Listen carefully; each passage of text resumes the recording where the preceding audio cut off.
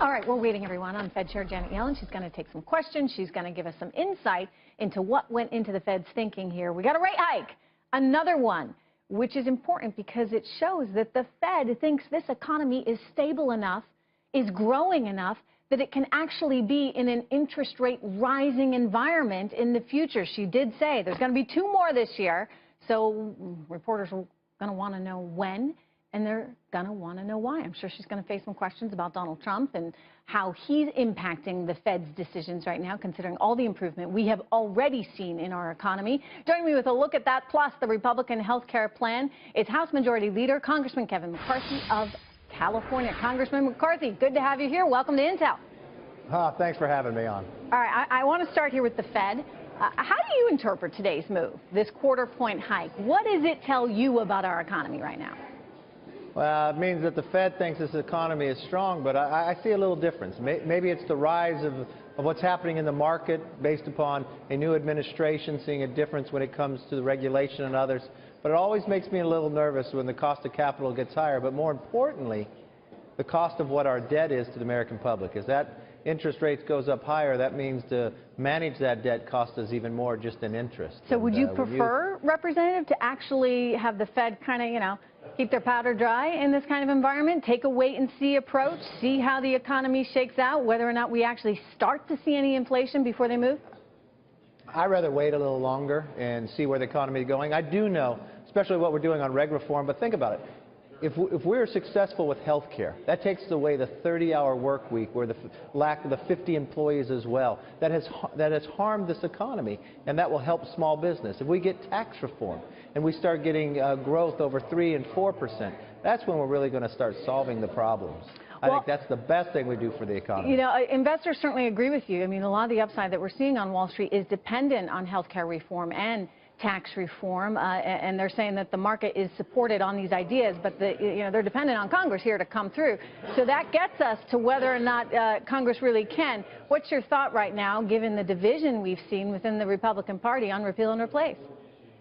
Well, I see it moving through because, think about this. You understand why we're here, everybody does, that Obamacare is failing, from the exchanges to the expansion of Medicaid. You got 1/3 of all the counties with only one provider.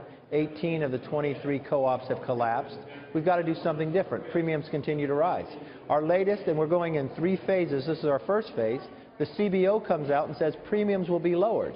That's great. And also that the American public could actually choose themselves of when their health care, not government dictating to where health care plans they have to provide. That's a great start. That's why it's passed 2 committees already, with every Republican voting for it.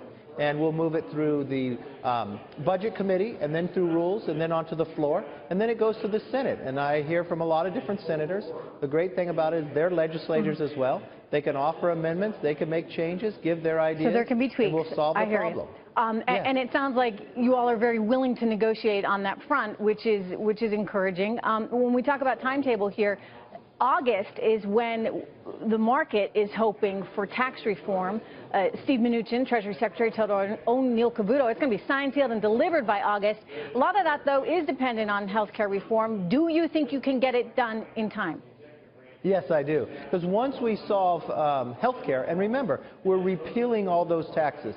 This is the repeal that we did last year, but also the replacement, exactly what we promised the American public we would do. Well, that repeals those taxes, that lowers the baseline by $1 trillion. That gives you a much larger tax reform bill that you can produce and get this economy moving. Representative, you get Donald Trump there in Nashville tonight, and he's going to be selling this plan. They're out stumping for it.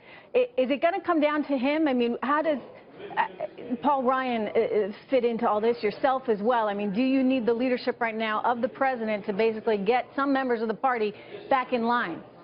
Look, we're a team here. I was talking to the president yesterday along with the speaker. We were talking to the vice president today.